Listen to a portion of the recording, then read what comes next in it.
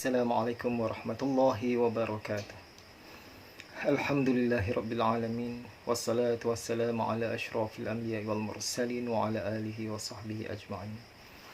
Ashhadu an la ilaha illallah wahdahu la syarika lah wa ashhadu anna Muhammadan abduhu wa rasuluh. Rabbi shrah li sadri wa yassir li amri wahlul 'uqdatam min lisani yafqahu qawli waj'al li waziran min ahli. Alhamdulillah, dapat juga kita bertemu lagi. Sebenarnya masa sangat mencemburui kita. Sudah banyak hari, mungkin dah seminggu, kita tak dapat nak melangsungkan pengajian zaman akhir kita ini. Yalah, banyak kesibukan akhir-akhir ini. Jadi untuk kuliah kali ini pun saya buat ikut bahagian-bahagiannya. Ada masa saya rakam satu bahagian, kemudian saya uruskanlah kerja-kerja yang lain. Kemudian ada masa pula sekejap lagi, kita rakam pula lagi satu bahagian. Begitulah. Campur-campur 2-3 kali rakam tu dapatlah satu video penuh.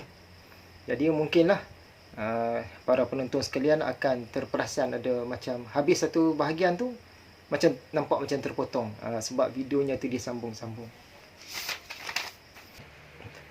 Dalam kita bersibuk-sibuk dengan plan pemulihan negara, plan pemulihan kesihatan, plan pemulihan ekonomi, jangan kita terlupa sesuatu yang lebih penting, iaitu plan pemulihan diri kita sendiri, khususnya dari segi rohaninya. Jadi kita janganlah terhenti pada tungku Islam sahaja, jangan terhenti pada tungku iman sahaja, dan jangan terhenti pada tungku ihsan sahaja. Kita teruskan ke tungku as-sa'ah juga. Semoga kita tidak tersangkut pada tungku fiqh, dan tidak juga sekadar tersangkut pada tungku akidah, dan tidak juga tersangkut pada tungku tasawuf sahaja, tetapi kita terus juga kepada tungku akhir zaman, zaman akhir, zaman fitnah, hari kehancuran, hari qiyamah, yang berkait dengan as-sa'ah. Jika pelajaran tungku akidah dan tungku tasawuf boleh dihurai, boleh ditarbiahkan, ada orang tarbiahkan sampai ke peringkat yang tinggi-tinggi dan peringkat yang dalam-dalam, tetapi apabila tiba ke tungku as-sa'ah, sekadar baca poin-poin sahaja, sekadar percaya sahaja, yakin-yakin sahaja, kuliahnya pun ringkas. Dahlah ringkas sekejap, jarang-jarang pula nak disentuh. Sekiranya begitulah keadaannya, nampak macam ada yang tak berapa kena. Kita ini umat Islam merupakan umat akhir zaman. Tidak ada walau seorang pun daripada umat Nabi Muhammad ini yang bukan umat akhir zaman. Semuanya Nabi Muhammad itu sendiri Nabi akhir zaman. Jadi sebab itulah bersekali tungku ad-din ini sebagai 4 tungku, 4 tiang, 4 pasak dalam hadis Jibril. As-sa'ah itu berkait dengan akhir zaman, tak boleh nak pisah dengan 3 tungku yang tu lagi. Semua ada 4. Ulama-ulama yang arif billah, yang mencapai selepas ma'rifatullah pada zaman ini, mereka pasti akan beri penekanan hebat tentang isi kandungan tungku yang keempat ini. Bukan sekadar singgah-singgah, sentuh-sentuh, asas-asas, bawah-bawah, atau percaya-percaya sahaja. Keempat-empat tungku ini penting belaka. Dia tak boleh nak dilemahkan salah satunya. 4 rukun agama dalam hadis Jibril. Dalam hadis ad-din, Nabi Muhammad kata Jibril mengajar kamu tentang ad-din. 4 perkara itu, bukan 3. Itu bolehlah diibaratkan sebagai 4 batang tiang atau 4 penjuru. 4 batang tiang yang kita nak letakkan di 4 penjuru halaman rumah kita atau halaman kemah kita. Katakanlah kita ini ada pagar dawai yang berwarna hijau yang biasa kita tengok itu. Kita nak buat pagar keliling rumah atau keliling kemah, supaya kita ini selamat daripada serangan haiwan-haiwan liar, haiwan-haiwan yang tak diingini. Seolah-olah kita ni nak berkubu. Sebab itu kita nak buat pagar tu tadi. Dah tentulah kita nak kena ada tiang pada 4 penjuru. Barulah kita boleh nak pasang pagar tu tadi. Pagar hijau yang dalam bentuk 4 segi. 4 tiang, 1 tiang, tiang kedua, tiang ketiga, tiang keempat. Baru kita boleh pasang pagar hijau tu tadi. Baru kita boleh berkubu di tengah dia. Sebab yang lain-lain susah nak masuk.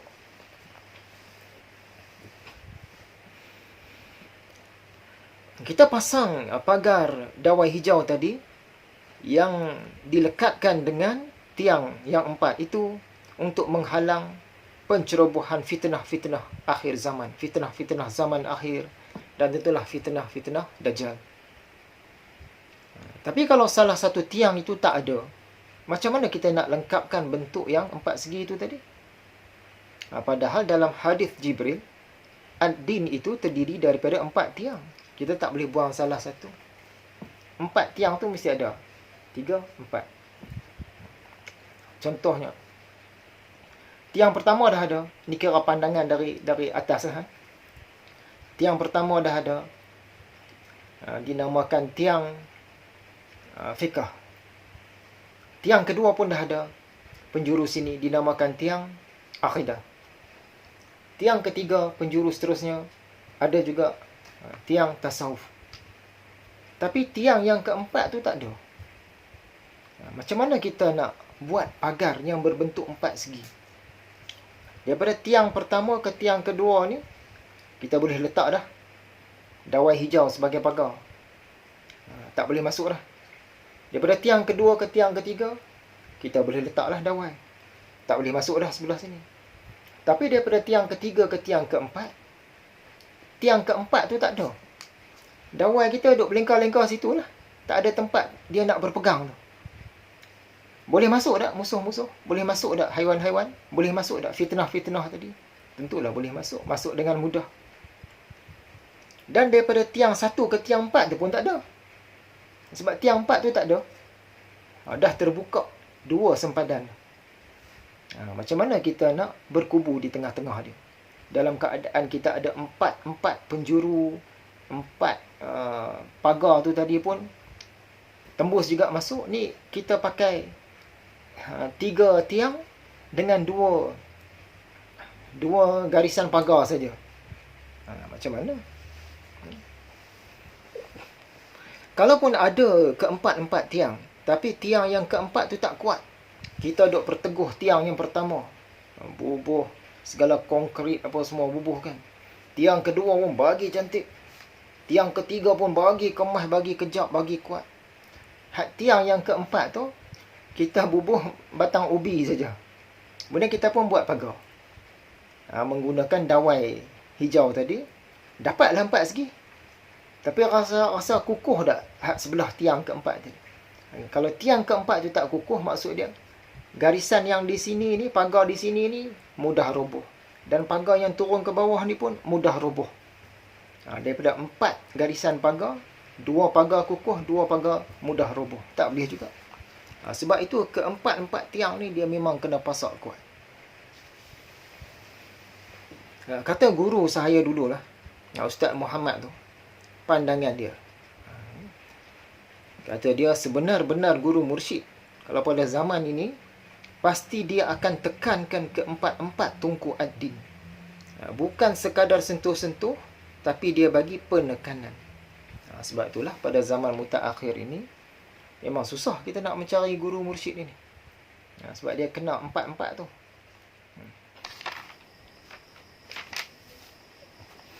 Seterusnya, soal jawab. Tentang peringatan yang berbunyi, jangan berburuk sangka dengan majoriti ulama. Dalam beberapa waktu akhir-akhir ini, selalu orang tulis macam inilah di media-media sosial. Jadi komen kita, berburuk sangka ini bukan tak boleh kepada majoriti ulama sahaja, tetapi tak boleh juga berburuk sangka kepada minoriti ulama juga. Sama. Bahkan buruk sangka ini bukan tak boleh kepada ulama sahaja. Kepada yang bukan ulama pun tak boleh nak berburuk sangka. Pernyataan yang macam ini kita kata baru lengkap lah. Bukan apa. Ada orang yang dia bersungguh-sungguh melaungkan jangan buruk sangka dengan majoriti ulama. Tetapi dalam masa yang sama, dia sendiri pun berburuk sangka dengan minoriti ulama. Dan juga berburuk sangka dengan orang-orang lain yang bukan ulama. Tak kenalah dengan apa yang dicakapkan, apa yang dituliskannya itu. Maka kita berhati-hatilah. Permainannya sangat halus. Berhati-hatilah. Yang kedua, betul ke kata orang sekian-sekian, okey, namanya, kita tak sebutlah namanya, jika tak mahu ambil vaksin untuk C19 ini, maka bukan Ahlus Sunnah wal Jamaah. Jadi sebenarnya, saya pun ada terjumpa juga kata-kata atau hukum yang sebegini. Bila kita jumpa sekali, kita pun buat tak tahu sajalah. Tapi bila dah 2-3 kali terbaca, kita memandang ini sesuatu yang sangat tidak sihat. Kemudian orang pula bertanya kepada kita. Maksudnya bukan kita sajalah yang terperasan benda itu. Jadi kita pendekkan ceritalah. Sama ada seseorang itu memilih untuk mengambil vaksin untuk COVID-19, ataupun dia memilih untuk tidak divaksin dengan vaksin untuk COVID-19 ini, tak ada kaitan pun dengan manhaj pegangannya, iaitu Ahlus Sunnah wal Jamaah ataupun tidak. Ahlus Sunnah wal Jamaah ataupun tidak, tak boleh diukur dengan pengambilan ataupun penolakan vaksin untuk C19 ini. Yang tu bukan kayu ukur dia. Kita jangan gunakan hujah yang sebegini kedua-dua pihak pun. Itulah, nak berpecah belah tu ada saja jalan. Yang kita ni punyalah usaha nak menjaga perpaduan ummah. Yang mereka ni makin ada usaha nak bagi berpecah belah, nak bagi berkelas-kelas, berkasta-kasta, saling berbalah, saling bermusuh pula. Yang ketiga, persoalannya, hebatkah sihir Dajjal dan kaumnya itu? Hebatlah dengan izin Allah. Kenapa kita kata hebat? Sudah dimaklumi bahawa fitnah Dajjal ini kan ke fitnah terbesar dalam sejarah manusia. Jika benar ada penggunaan sihir-sihir, tentulah hebat juga sihir-sihir yang digunakan itu. Takkanlah yang biasa-biasa saja. Tapi umat hari ini, majoritinya, tak perlu kena sihir-sihir yang itu pun. Cukuplah dunia ini sebagai sihir.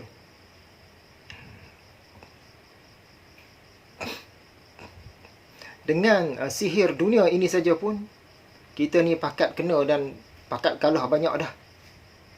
Kan dalam kitab Ihya Ulumuddin, ada Imam Al-Ghazali, dia petik kata-kata Malik bin Dinar. Katanya dunia ini pun sendiri sudah sihir pun. Dunia ini pun sudah sihir. Tak perlu nak tunggu sihir-sihir yang lain lagi. Jadi, mereka umpan kita, mereka kenakan kita dan kalahkan kita dengan dunia saja pun sudah cukup. Sebab dunia itu sendiri pun sudah sihir, kata Malik bin Dinar. Dengan menggunakan dunia saja pun sebagai sihir, mereka dah dapat sekian banyak kejayaan. Tak perlu sihir-sihir yang mencari adat pun. Sekiranya kita dapat kalahkan sihir dunia ni, kita dapat injak-injak ia di dalam hati kita, kita dapat usir, kita dapat halau, insya-Allah sihir Dajjal and the gang dapat kita hindari dengan izin Allah. Tapi kalau dengan sihir dunia itu saja pun, kita ni dah terkena, dah tertewas, tak mampu nak bertahan, tak mampu nak melawan. Jadi sangat susahlah untuk kita menghindari daripada sihir-sihir yang mencari adat daripada Dajjal dan kaumnya itu. Mereka gunakan dunia saja sebagai sihir. Itu pun dah, kita dah pakat kalah dah. Sementara teringat, nak cerita tentang mimpi. Tuan-tuan mungkin masih ingat lagi. mimpi yang saya katakan pada tahun lepas. Dalam mimpi itu bertemu dengan Yang di-Pertuan Agong. Dalam satu malam tu 3 kali mimpi bertemu dengan Yang di-Pertuan Agong. Tahun lepas punya cerita.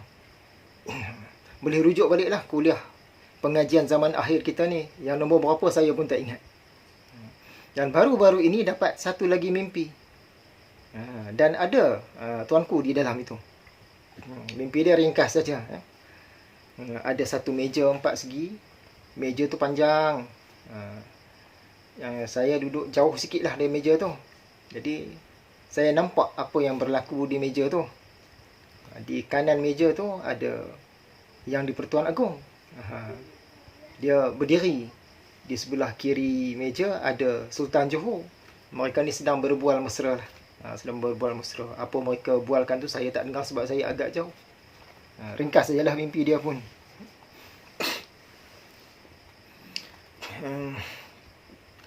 Persoalan. Persoalan ini berkait dengan cerita Mu'tazilah yang kita kongsi dalam kuliah sebelum ini. Apa yang terjadi kepada ulama-ulama dan orang-orang yang memilih untuk tidak mengambil fahaman Mu'tazilah? Ketika itulah. Mu'tazilah ni sampai sekarang pun ada kan. Tapi yang ketika itu. Jadi, antaranya, yang tak berundur daripada pegangannya. Dia tak mau memilih fahaman Mu'tazilah. Dikatakan ada seorang ulama yang namanya Ahmad bin Nasir Al-Khuzai. Dia ini mati dipancung. Pancung kepala dia. Yang lain yang kena teruk tapi tak dibunuh. Imam Ahmad bin Hanbal. Ini pengasas mazhab fiqh Hanbali. Ini tokoh yang sangat terkenal. Dia kena teruk. Tangannya dirantai. Dia dipenjara bertahun-tahun. Disebat puluhan kali. Berdarah itu biasa. Kulit pecah. Pengsan. Dan pernah ketika disebat itu hampir terlucut seluar dia kan. Tapi Allah pelihara lah. Dan dia ni pernah disebat pada bulan Ramadan. 3 hari berturut kena. Tapi dia tetap berpuasa. Punya kuatnya. Dan dia tak undur. Tak berundur. Lagi, ulama yang terpaksa mengakui. Mereka mengakui di hati mereka mungkin tak mengakulah. Yang terpaksa mengakui setelah ditorture, setelah disiksa, setelah diugut dan kemuncaknya setelah disiksa. Antaranya ialah ulama yang bernama Sajjadah. Dia ni disiksa selama 1 hari. Yang kedua, Al-Khawariri. Kalau tak salah tulisan saya ni lah. Dia ini terpaksa mengaku setelah disiksa dengan begitu teruk selama 2 hari. Yang lain, yang terpaksa mengakui setelah diugut. Diugut dengan ugutan bunuh. Ulama yang bernama Muhammad bin Sa'ad, Abu Muslim, Yahya bin Ma'in, ini guru kepada Imam Bukhari. Ada tulisan kata dia ni setelah 3 hari disiksa, maka dia pun mengakuilah, okeylah. Terimalah fahaman Mu'tazilah ni. Tapi dia tak terima pun kan. Lagi ulama yang bernama Ahmad Dawraqi, Ismail Abu Mas'ud, Abu Khaitamah. Dikatakan hampir 1000 orang ulama mati kerana fitnah Mu'tazilah ini. Nak pilih Mu'tazilah ke nak pilih yang lain?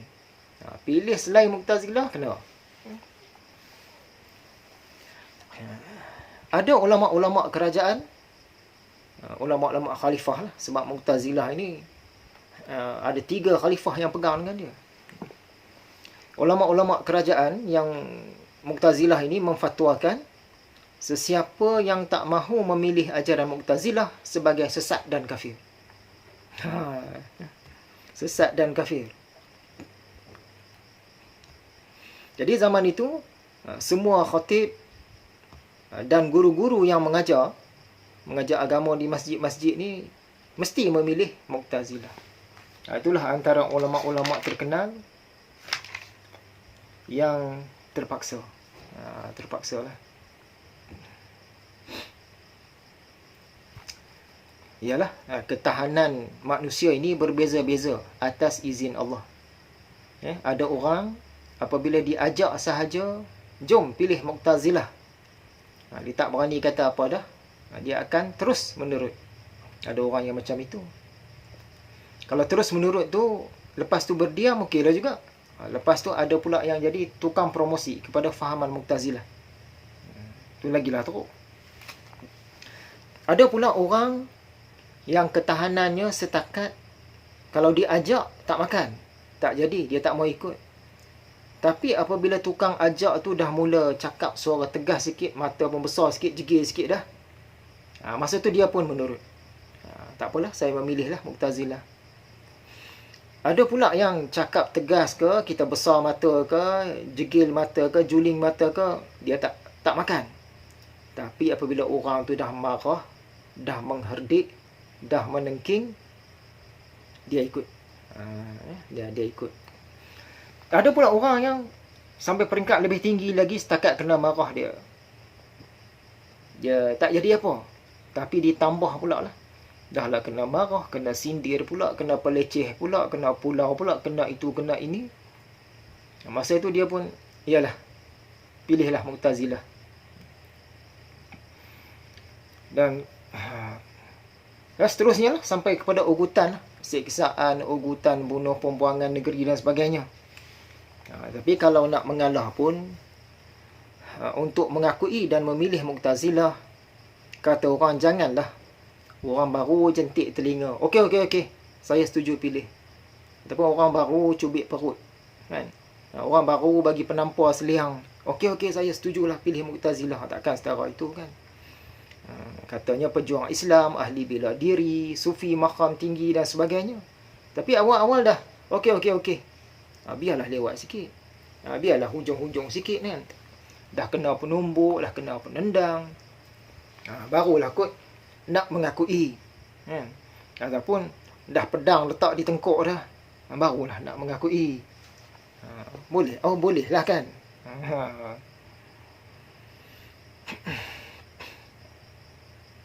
Jadi kalau boleh, janganlah baru 2-3 orang ikut, kita tanya, kamu nak ikut tak? Berani tak mau ikut? Kita dah, okey, saya ikut. Biarlah. Dah ramai orang, kan? 90% orang di Baghdad tu dah ikut dah. Kukut kita, okey, mengalah lah, tak boleh tahan ni. Okey lah, kan? Boleh lah.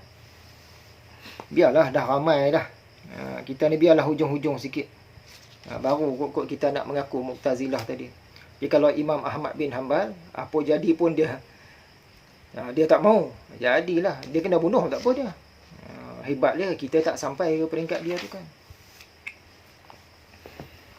Seterusnya adalah satu cerita yang saya suka untuk kongsi. Lebih kurang begini cerita dia. Ada seorang wanita yang bekerja di satu tempat. Tempat yang besar lah. Wanita ini sendiri yang cerita. Bekerja di tempat itu ribuan orang lah. Ramai betul. Satu ketika, majikan nak mereka ni bergilir-gilir. Kena ada giliran. Giliran untuk bertugas di salah satu bahagian. Tempat tu luas, besar, bekerja ramai. Tapi ada satu bahagian. Bahagian tu orang Islam tak mau kerja. Sebab tak selaras dengan agama Islam lah. Oleh kerana majoriti pekerja orang Islam. Orang Islam pula tak mau kerja di bahagian itu. Jadi bos ni dia buat keputusan, buat giliran. Semua pakat kena. Dia mula-mula tu ramai pakat duk tolak lah. Tolak belakang lah. Bising lah sekejap. Tapi lama kelamaan, oleh kerana setiap hari dah kena ugut, kena marah, kena perli dan sebagainya, makin ramai lah. Makin ramai setuju. Tak apalah. Sebulan sekali je jaga bahagian itu. Paksa rela lah. Jadi yang wanita ini tadi, dia tak mau, dia nak pertahankan lah keagamaan dia. Jadi dia ada minta pandangan satu orang hamba Allah ataupun mengadulah kepada salah seorang pekerja otai. Orang lama di situ. Ada pangkat lah sikit. Dalam kalangan pekerja ni memang orang segan kat dia. Orang panggil ustaz pun. Sebab dia ni selalu sembang agama dan ada juga pernah mengajar kitab. Jadi apa-apa hal pun selama hari ini selalunya orang mengadu pada si ustaz ini tadilah. Sebagai rujukan dan tempat aduan. Sebab dia adalah nama sikit dalam kalangan para pekerja. Jadi bila ditanya pandangan, kita kata ketua pekerja secara tak rasmi lah, sebab orang hormat dengan dia, ditanyalah pandangan otai itu tadi. Jadi otai itu pun kata, sekiranya terpaksa pun nak bekerja di bahagian itu, biarlah kita jadi orang yang terakhir. Maksud dia kena bertahan lah, jangan. Tapi kalau dah tak mampu sangat nak menghadapi segala rintangan ni, jagalah. Tapi biarlah orang yang terakhir, yang hujung-hujung dah. Kalau ada 1000 pekerja, biarlah yang 990 tinggal 10 orang je lagi. Masa tu lah kot-kot baru nak surrender. Kata si ustaz ni tadi, biarlah kita ni jadi orang terakhir kalau kena pun. Jadi yang kita faham bila cakap macam tu, ustaz ni tadi kuatlah ni pegangan dia. Jadi jawapan tu memang nampak kemas. Tambah kemas pula lagi apabila ustaz yang otai ni tadi, dia siap bagi amalan-amalan atau bacaan-bacaan supaya terselamat daripada terpaksa bekerja di bahagian itu. Ada pula amalan dia tu. Amal baca sekian-sekian ni, insya-Allah tak kena di situ. Jadi si wanita tadi tu pun kuatlah keyakinannya. Kata, oh okey ni. Kata-kata semangat juang pun dapat, amalan pendinding, seolah-olah amalan pendinding lah pun dapat. Orang soleh pula bagi ni. Okey lah. Maka dalam beberapa minggu kemudiannya, wanita ini pun bertahan lah. Apa jadi pun bertahan. Teguhlah hati dia menolak. Jadi dia duk kena marah selalu, kena ugut, kan? Kena pulau, orang tak peduli.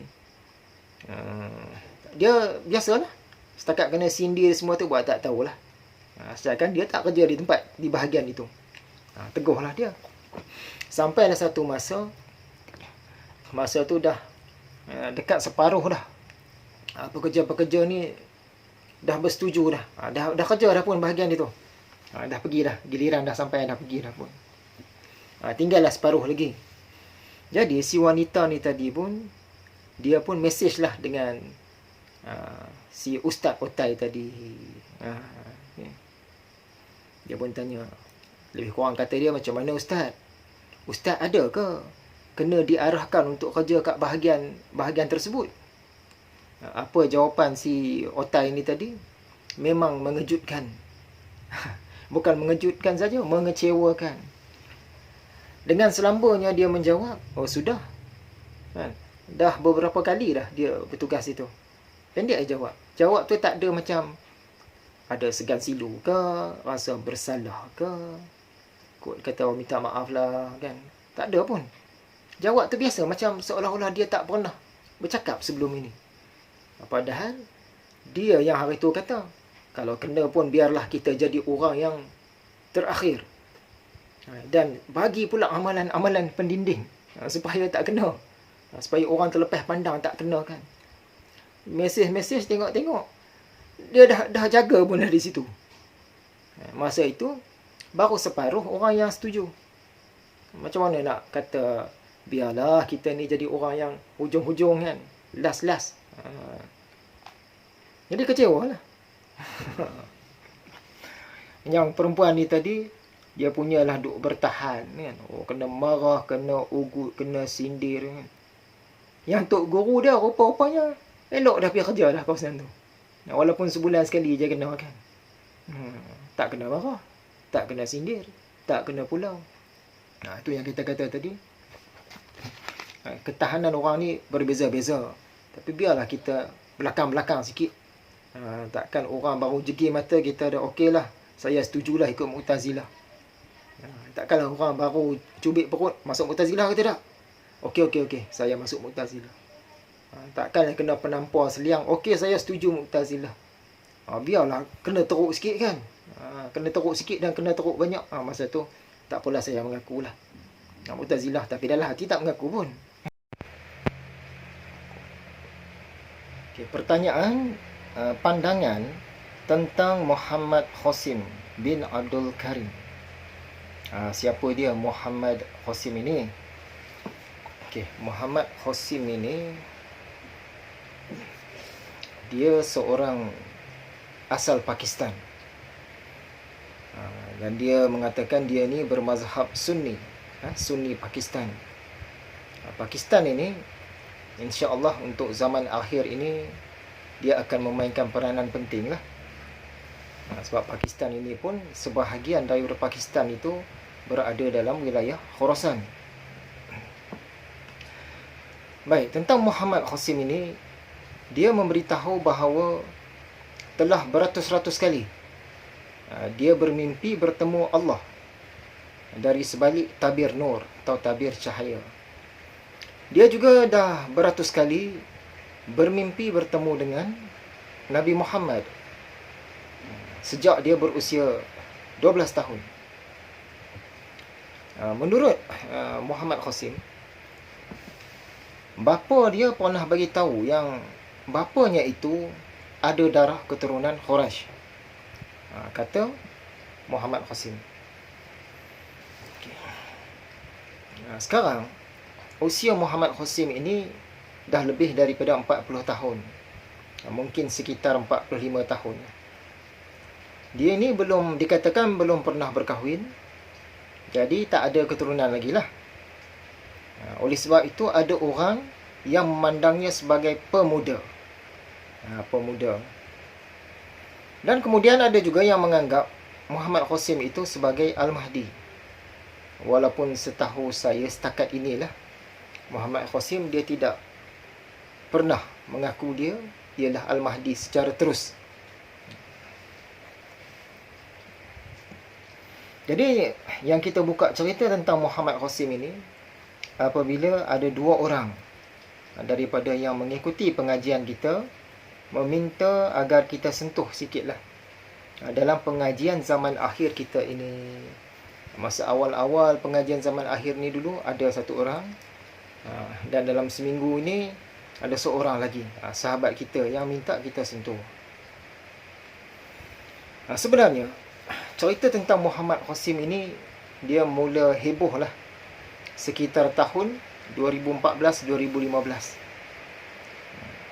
Waktu itu dia mula-mula mendedahkan, berkongsikan tentang pengalaman mimpi-mimpi dia kepada orang lain dan kepada umum lah. Itu mula-mula. Jadi heboh lah di Pakistan sana. Kemudian merebak lah ke sekitar Pakistan itu. Selepas beberapa tahun, cerita tentang Muhammad Qasim ini pun sudah agak mereda sikit, menurun sikit. Maka kita pun tak berasa ada keperluan untuk kita sentuh. Tapi akhir-akhir ini, sekitar 2020, 2021, zaman COVID ini, Alkisah tentang Muhammad Qasim ini dia baru meletup. Di Indonesia tu kira meletup lah. Dan di negara kita ini baru-baru orang-orang nak tahu lah, orang ramai nak tahu. Yang sikit-sikit orang tahu tu dah lama dah.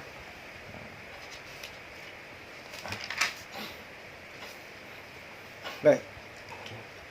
Tentang Muhammad Qasim ini, katanya sejak kecil lagi dia ada dapat mimpi, mimpi akan Allah dan Nabi Muhammad. Masa usia dia yang 12 tahun tu yang kita sebut tadi tu, dia bermimpi Allah dan Nabi Muhammad SAW datang serentak dalam mimpi dia. Biasanya datang satu-satu kan, ni datang serentak. Dan dakwanya lagi sejak usianya 17 tahun, Allah dan Nabi Muhammad selalu datang. Makin kerap. Allah dan Nabi Muhammad bila datang dalam mimpi mengajar akan Muhammad Qasim ini apa yang boleh, apa yang tak boleh. Khususnya yang berkait dengan syirik. Jadi sebenarnya Muhammad Qasim ini dia orang biasa sahaja. Dia bukan agamawan. Dia bukanlah satu orang kata yang terpelajar lah dalam pendidikan agama. Dia betul-betul orang biasa. Dia pun mengaku begitu. Cuma dia ada mendapat pengalaman-pengalaman mimpi sebagaimana yang kita nyatakan tadi. Pada April 2014, katanya dia bermimpi Allah suruh bagi tahu seluruh dunia tentang mimpinya. Dan kata Allah, aku mahu semua orang tahu siapa sebenarnya diri kamu. Aku mahu semua orang tahu siapa sebenarnya diri kamu. Selain itu, banyak mimpi-mimpi dia yang berbentuk pemberitahuan hal-hal yang akan berlaku pada masa akan datang. Dan sebahagiannya itu nampak benar-benar berlaku lah. Antara katanya lagi, mimpi dia ni banyak. Kalau kita baca maklumat tentang mimpi dia, dengar, tonton video-video dia, macam-macam mimpi banyak. Antara yang menarik, yang suka untuk saya kongsikan, katanya bila berkait tentang Ya'juj dan Ma'juj. Ya'juj dan Ma'juj itu katanya ada guanya. Mereka ini tinggal di bawah tanah. Dah lama dah di bawah tanah ni. Dah ribuan tahun. Itu Ya'juj dan Ma'juj. Apabila diminta cerita tentang Dajjal, kata Muhammad Qasim, Dajjal itu tingginya 6 kaki 1 inci lebih kurang. Kulitnya coklat gelap, seakan-akan sawo matang. Wajahnya kejam. Dagunya bercukur bersih. Ada pula tahi lalat di pipi. Rambutnya hitam dan sedikit keriting. Badannya tegak, badannya kekar. Dari segi matanya nampak macam biasa, nampak normal. Jadi Muhammad Qasim tak dapat pastikan adakah matanya itu buta atau tidak, sebab dua-dua belah nampak normal. Dan dakwanya lagi, Dajjal ini dia boleh berubah bentuk. Apabila ditanyakan tentang Nabi Muhammad, kata Muhammad Qasim, dalam mimpinya bertemu dengan Nabi Muhammad sallallahu alaihi wasallam, dia biasanya akan tertunduk, macam hormatlah. Jadi dia tak dapat lihat benar-benar lihat, tak pernah lihat benar-benar macam mana wajah Nabi Muhammad, kata dia. Jadi begitulah antara maklumat awal tentang Muhammad Qasim dan mimpi-mimpinya. Kalau nak diceritakan mimpinya satu persatu, dah bertahun-tahun ni banyak mimpi-mimpi dia. Hebat-hebatlah mimpi-mimpinya tu. Jadi sekali imbas, nampak menarik. Seolah-olah ada puzzle-puzzle yang bercantum. Tetapi sebagaimana biasa juga, kita jangan mudah-mudah untuk menerima dan jangan mudah-mudah untuk menafikan. Kita kena istikharah kita kena ada perbincangan kita kena ada kajian kita.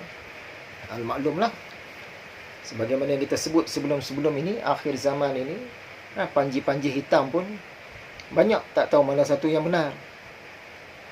Yang mengaku Al-Masih pun banyak tak tahu mana satu yang benar. Yang kita nampak rupa seakan-akan inilah Dajjal, yang itu pun banyak tak tahu yang mana satu sebenar-benar Dajjal. Al-Mahdi pun sama, tak tahu yang mana satu sebenar-benar Al-Mahdinya. Jadi kena berhati-hati. Jadi mungkin tuan-tuan ingat lagi, kita baru sahaja kongsikan tentang cara-cara untuk menggeritkan maklumat dalam pengajian ilmu zaman akhir. Baru je kuliah yang sebelum ini. Maka dalam hal Muhammad Qasim ini pun, kita akan menggunakan kaedah-kaedah atau usul-usul yang sama, insya-Allah. Memanglah ada beberapa persoalan yang sangat penting. Contohnya, adakah Muhammad Qasim ini benar-benar Al-Mahdi? Mestikah kita ni mengakui dia sebagai Al-Mahdi? Apakah hukumnya jika kita ini tak mau mengaku dia sebagai Al-Mahdi, atau belum mengaku dia sebagai Al-Mahdi? Ada tak perkara-perkara yang boleh dipertikaikan? dalam dakwaan-dakwaan dia. Adakah semua cerita dia itu selaras dengan agama? Jadi banyaklah persoalan. InsyaAllah dalam kesempatan kali ini kita tak cerita panjang lagi. Pelajaran yang akan datang baru kita berikan pandangan kita berdasarkan cara kita menggradkan maklumat itu. InsyaAllah. Baiklah. Tentang COVID-19 di Singapura. Mengapa kita selalu merujuk kepada Singapura dalam perkongsian-perkongsian kita? Hal ini kerana Singapura lebih terkehadapan berbanding kita dalam mengekang wabak C19. Jadi, kita berharap dapatlah mencontohi Singapura. Singapura ini merupakan negara yang lebih awal beri vaksin secara besar-besaran. Dia juga negara yang lebih awal mencapai herd immunity, lebih daripada 80%. Populasi rakyat Singapura sudah mendapat 2 dos lengkap. Singapura juga lebih awal mencapai golongan dewasa yang divaksin lengkap. Sekarang ni mungkinlah 90%, dekat-dekat 100% dah. Kan agaknya. Dia juga lebih awal bercadang menjadikan C19 ini sebagai endemik. Negara yang lebih awal beri kelonggaran, kebebasan kepada rakyatnya. Dalam 2 bulan lepas, Singapura dah mula melonggarkan demi melonggarkan. Waktu itu di Malaysia ni masih ketat lagi. Jadi kita berharap kita dapatlah jadi macam Singapura kan. Makin dibuka sana, makin dibuka sini. Dalam 2-3 bulan akan datang, insya-Allah kita pun akan jadi macam itu. Itu cerita dalam 2 bulan lepas. Singapura juga merupakan negara yang lebih awal bercadang memberikan 3 dos. Dos ketiga. Satu lagi, Singapura ini merupakan jiran yang terhampirlah dengan Malaysia selain daripada negara Thai. Jadi kita anggap Singapura ini seolah-olah seakan-akan contohlah kepada penilaian kita dalam hal ehwal yang berkaitan dengan COVID dan vaksin. Ringkas kata, apa yang berlaku kepada Singapura sekarang mungkin boleh berlaku juga kepada kita beberapa minggu akan datang atau beberapa bulan akan datang. Kerana kita ni seolah-olah secara tak langsung kita mengikut rapat strategi-strategi yang Singapura laksanakan walaupun taklah sama 100%. Namun begitu, mutakhir ini kita menyaksikan kes jangkitan harian di Malaysia dah semakin menurun. Kes kematian pun nampaknya makin menurun. Tapi sebaliknya di Singapura, kes jangkitan harian di sana melonjak. Dan kes kematian pun melonjak. Padahal dalam sebulan lepas nampak Singapura ini macam dah stabil.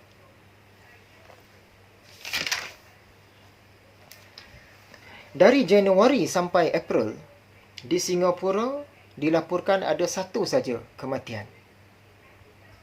Tetapi dari Mei sampai sekarang sudah ada 43 kematian. Dari Januari hingga April, kesnya sehari puluh-puluh sahaja. Kadang-kadang tu 1 digit dan mungkin tak ada. Kadang-kadang tu. Tetapi sekarang ni lebih daripada 1000. Dah banyak hari berturut-turut. Kalau kita melihat graf, khususnya yang dari Worldometers, dia tunjuk graf dari awal dulu sampailah sekarang. Yang berlaku di Singapura hari ini seolah-olah lebih teruk daripada awal-awal kena COVID dulu. Di sepanjang kena ni, sejak bulan Mac tahun lepas sampai sekarang ini, kes jangkitan harian paling teruk dan kes kematian pun paling teruk. Nampak seolah-olah begitu daripada graf tersebut. Tuan-tuan cubalah rujuk. Baik graf kes jangkitan harian ataupun graf kematian harian. Kita ingin memetik laporan berita Mediacorp Mediacorp melaporkan setakat hari Selasa 21 hari bulan 9 ada 1173 kes harian dan 3 kematian. Terdapat 246 kes yang memerlukan bantuan oksigen dan 23 kes berada di ICU. Kalau di tempat kita ni seolah-olah tahap 4, tahap 5 lah. Lebih kurang begitulah. Daripada jumlah itu, 54.3% sudah pun lengkap divaksin. 54.3% sudah lengkap divaksin. Tak campur lagi yang 1 dos. Kemudian, Mediacorp laporkan pula setakat hari Rabu, 22 hari bulan 9, naik lagi menjadi 1,459 kes dan ada 3 kematian. Secara keseluruhannya, 260 pesakit memerlukan bantuan oksigen dan 25 di ICU. Meningkat juga. Dalam kalangan mereka, 54% sudah menerima suntikan vaksin penuh. Tak campur yang 1 dos. Seterusnya, Selasa sudah, Rabu sudah, Khamis. Setakat Khamis 23 hari bulan 9 naik lagi 1,504 kes dengan 2 kematian. Dan yang terakhir, Mediacorp melaporkan setakat Jumaat pula 24 hari bulan 9 mencatat jumlah paling tinggi untuk 4 hari. Start daripada Selasa, Rabu, Khamis, Jumaat itu merupakan catatan jumlah paling tinggi untuk 4 hari berturut-turut. Dan pada laporan Jumaat, 1,650 lagi naik. Dan ada 3 kematian. Terdapat 297 kes yang memerlukan bantuan pernafasan dan 32 dirawat di ICU. Nampak lagi bertambah. Dalam kalangan mereka, 52.6% lengkap divaksin. Maksudnya belum campur lagi yang 1 dos. Jadi kalau kes harian tu kita tengok, daripada 1173 naik jadi 1457, naik jadi 1504, naik 1646. Dan dijangka dia boleh mencapai sehingga 3,200 kes sehari dan lebih. Ada beritanya, laporan Mediacorp juga. Saya bacakan. Jika trend ini berterusan, bilangan kes dijangka naik seganda kepada 3,200 sehari menjelang minggu depan dan mungkin juga naik lebih tinggi daripada itu. Dan satu berita lagi, dari 27 hari bulan 9 hingga 24 hari bulan 10, bekerja dari rumah akan dijadikan pilihan utama bagi para pekerja yang boleh melakukan sedemikian, sedang kes C19 di Singapura terus meningkat. Di negara kita ni semakin nak buka dah, orang semakin ramai nak pergi kerja lagi. Tetapi di Singapura, kalau berdasarkan berita-berita Mediacorp inilah, mereka dah nak kurangkan pula, makin nak bekerja dari rumah pula. Jadi, kita pun tak pasti apa sebenarnya yang telah berlaku dan sedang berlaku kepada Singapura. Cuma kita pun ada khabar-khabar daripada media-media inilah. Cuma kita harapkan semua rakyat di sana semakin pulih lah. Dan sihat-sihat belaka seperti mana sebelum-sebelum ini. Di Malaysia pula, kita sekarang nampaknya sedang dalam pemulihan. Dah semakin okey walaupun sikit demi sikit. Sekolah-sekolah pun dah nak buka. Harap-harap taklah jadi macam di Singapura, insya-Allah. Baik Malaysia, Singapura, Brunei, Indonesia, Thailand semakin pulih belaka lah. Kalau di Indonesia, hebat pemulihan dia. Kalau berdasarkan laporan lah. Keadaan sebenar kita pun tak tahu, kita baca berita saja. Di Indonesia daripada 50,000 kes sehari dalam bulan lepas, sekarang ni tinggal 2-3,000 sahaja. Dia tak kira lah di mana pun umat manusia ni berada, kita harap sihat-sihat belaka lah, insya-Allah. Alhamdulillah, nampaknya setakat ini sahajalah yang dapat dan yang sempat saya kongsikan pada kali ini. Sekiranya terdapat maklumat-maklumat ataupun fakta-fakta atau data-data yang tersilap, sila maklumkan kepada saya sebagaimana biasa supaya saya boleh betulkan dalam kuliah kita yang akan datang. Jadi kita sampaikanlah isi kandungan pengajian zaman akhir ini kepada saudara-saudara kita yang tidak bersama-sama dengan kita dalam tontonan ini. Semoga ada manfaatnya. Jadi sampaikanlah walau satu ayat, walau satu link, walau satu sharing. Dan kita semua sama-samalah saling mendoakan agar kita semua ni disihatkan Allah dari segi rohani dan jasmaninya di dunia dan di akhirat. Amalan-amalan lafaz zikir harian Ghazaliyah tu eloklah diamalkan dan istiqamah. Amalan pembenteng daripada musuh yang Imam Ghazali yang sudah kita sampaikan dulu pun sangat bagus jika dapat diamalkan. Untuk itu, sehingga berjumpa lagi. Assalamualaikum warahmatullahi wabarakatuh.